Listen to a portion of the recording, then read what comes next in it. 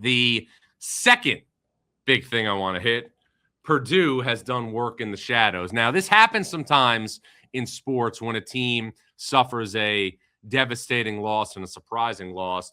Purdue on December 6th at Mackey Arena lost to Iowa State 81-58. 23-point game. It was a blowout. The game was on CBS. But since that time, Purdue has ripped through its opponents like a chainsaw through butter. Minnesota, Marquette, and also Auburn. Now, out of those three teams, the only team you would say that feels like it's in position to compete for an NCAA tournament berth is Auburn, but it's still three power conference games. Purdue has won those three games by a combined 76 points. Purdue is also a team that early in the season won at Alabama, beat Texas Tech by 30. Purdue is also a team that returns 86% of its scoring from last season's team that lost to Houston in the Sweet 16. Purdue is also a team that was the consensus number one team in college basketball to start this year. Now, sometimes in sports, when a team suffers a loss in convincing fashion, especially when it happens at home, people seem to forget about that team for a while. And it feels like, from a national perspective, we have not really highlighted Purdue at all since that loss to Iowa State.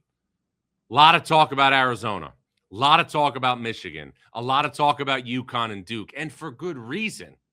But with that said, let's not forget that Purdue returned two players, Braden Smith, who's hit 36 assists in his last three games, and Trey Kaufman-Renn, who's currently averaging a double-double.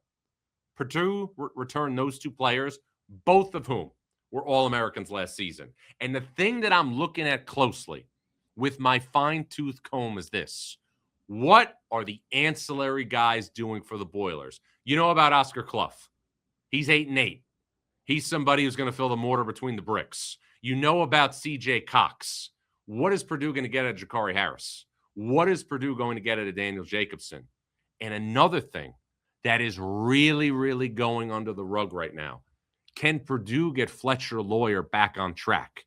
Entering tonight's game against Kent State at Mackey Arena, and Kent State's a good mid-major team that could be a sneaky double-digit seed in the NCAA tournament.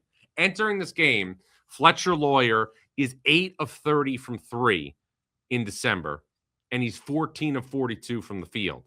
Purdue needs Lawyer to be operating like one of the best shooters in the country if the Boilers are going to be, again, in the mix to play deep into the second weekend of the NCAA tournament. Now,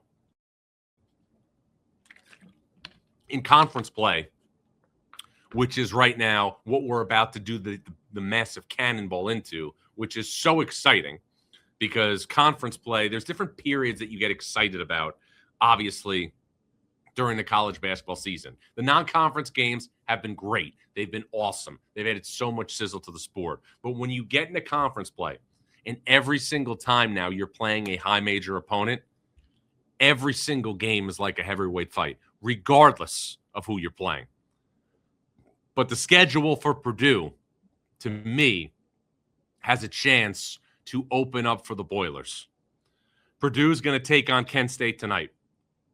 Purdue then takes on Wisconsin on Saturday in Madison, which is a bit of a swing game. And then Purdue is going to play Washington, Penn State, and Iowa all at Mackey Arena. With all due respect to those teams, I, at this point, cannot see Washington, Penn State, or Iowa being in a situation where they're going to Mackey Arena and getting a win. Purdue wins its next 5 games. It's 16-1 going into a West Coast trip against USC and UCLA. I think that the Wisconsin game in this stretch is the swing game. But again, Kent State at Wisconsin, Washington, Penn State, and Iowa. The key, though, for the Boilers, got to get Fletcher Lawyer back on track. 8 of 30 from 3 in December.